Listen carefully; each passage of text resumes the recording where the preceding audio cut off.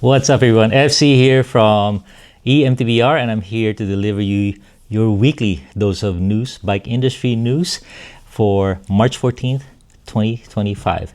Bike industry news, so it's not going to be good news, but hey, at least it's not nationwide news, which is not good news either. So 6 pieces of news for you guys, and the 7th is a query. I need your guys' insight on some very key e-bike development. Okay, so let's...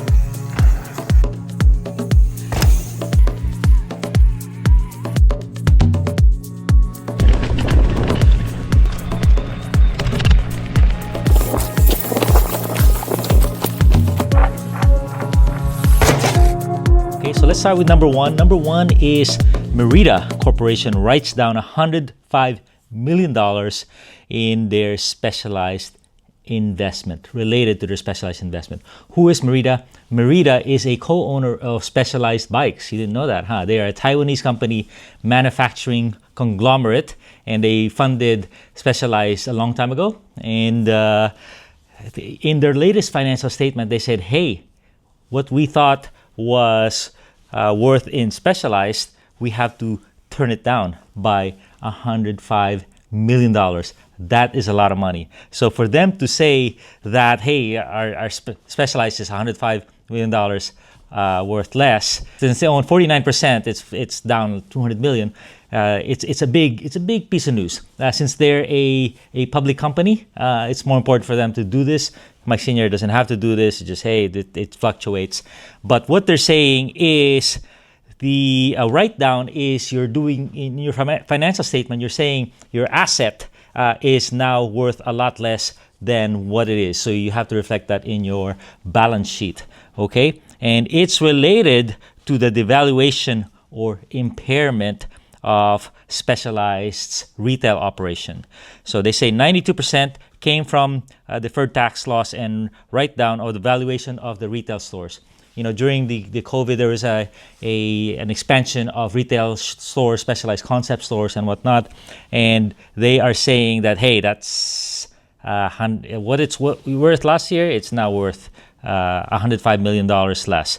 The rest of it came from goodwill or right of use assessment. So other store operations is where the rest of it came down. So big news, not necessarily affecting us, but it tells us the difficulty that they're coming to terms with the loss of the value of their stores, their inventory, their operations. And imagine if this is happening to Specialized, you know, what about the smaller players who have their own stores? What about to the small business owner that they can't absorb these kind of fluctuations? You know, if you have bank loans and all that, cash flow issues, very hard to survive these times when your inventory is worth a lot less than what it used to be. Second piece of news is Giant Bicycles. Their operating profit is down 60% in 2024.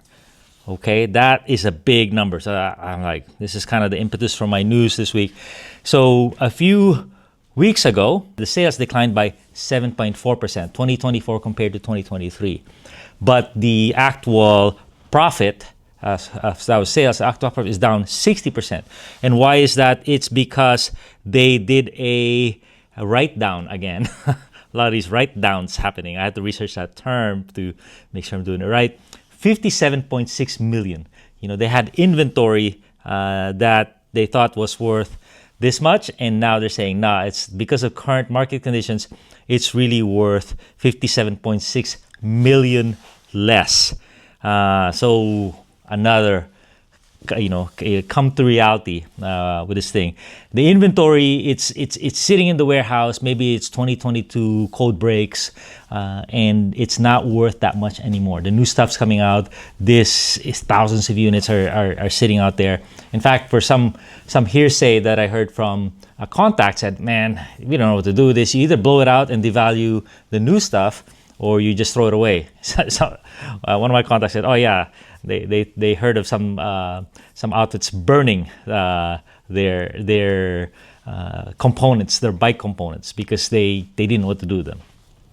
Number three piece of news is Rad Power Bikes replaced their CEO after a sixth round of layoffs were announced. So who is Rad Power Bikes? Rad Power was one of the dominating forces in the commuter e-bike industry.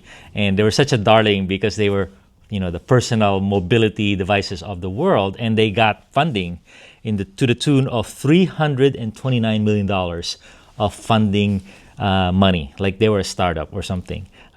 So when you get that much money, you better deliver like 5 times that, or at least give these people back their money. And so their future is in real doubt.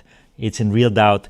Their new CEO is focused on retail. They made a move to sell their e-bikes at Best Buy, and I think they're going to attack other mass market outlets.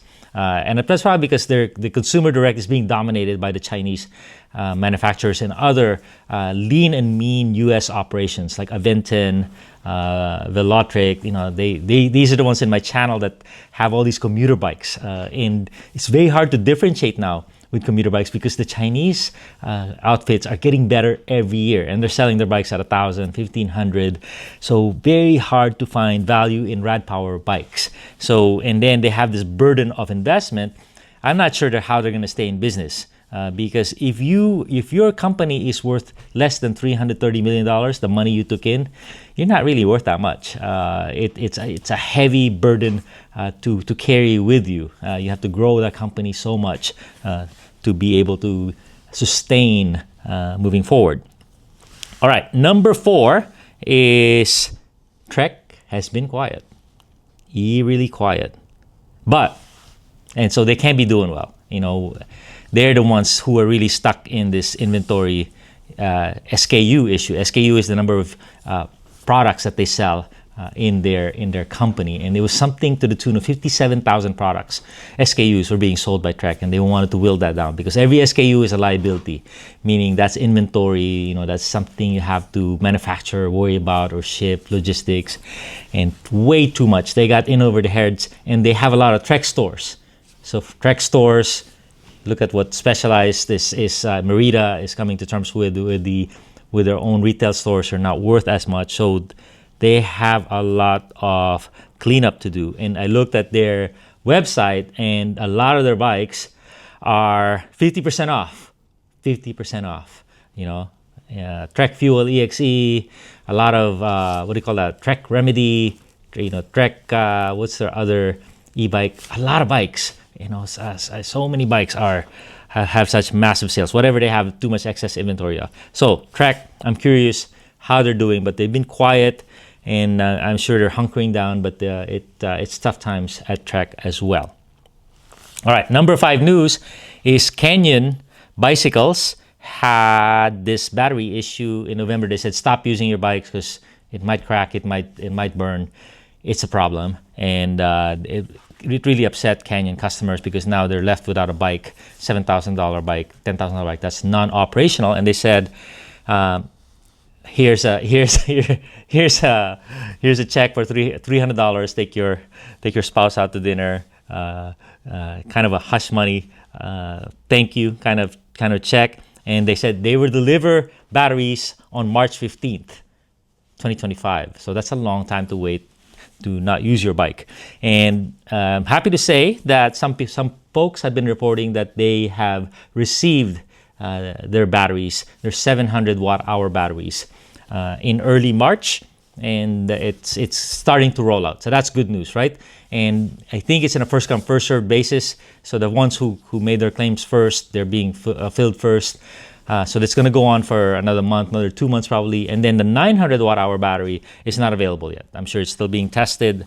That's a bigger battery, and that will be deployed. So how this affects Canyon moving forward, we shall see. But it can't be good. It's the execution of this warranty, free battery replacement that is going to be key. This better not fail, and this better be done expeditiously. And in as much communication as possible. I've heard reports that they don't answer their phone anymore because people are just so upset, just yelling at them and calling every day, all that stuff, lawsuit. So it's a big cluster, and I hope Canyon can recover from this situation. But the early signs are good that they have a battery replacement that's working. All right, and the sixth piece of news is from road.cc. A lot of my other news, by the way, is from Bicycle Retailer. Road.cc said UK bike sales plummet to early 1970s levels and were lower than any other year this century in 2024. So 2024 was a very bad year. And the reason for that is 2022 was quite down from 2021. And then 2023 went down again. And then 2024 went down again. It went down like 4% on e-bikes or 4% on non-electric, 5% on e-bikes. And it's a challenging high-end challenging condition. They said high-end is not doing too poorly, but the kids' bikes, the pandemic buyers, they're all gone. And that's kind of what I'm noticing with the situation. Where in Santa Cruz, our nice trails, parking lots are as crowded as ever. Enthusiasts are out there, it's a lifestyle. You're not going to give it up. But it's those peripheral riders, the ones who got bored during the pandemic, they're the ones who are not buying bikes anymore. They probably have a bike already, or they're just dumping their bikes on marketplace. So those are the ones that are not buying. So, and that's a big mass market is big. And one person on my comment said something very enlightening, is that the bike industry markets to itself, and that's a problem. Meaning we just advertise to ourselves, the YouTubers and magazines just cater to enthusiasts, but there's not a lot of new blood coming into the sport. And how do you do it? You do it with outside promotions. So you remember that movie Rad, the BMX movie? How many people got into biking because of that movie Rad? Or Breaking Away, or American Flyers. So there's certain ways of marketing to new people to say that, hey, you should try this sport. It's kind of cool with some cool music, and I should mix some of this music in. But we don't have a lot of that going on in the bike industry. It's hard for us to get new people, right? E-bikes especially.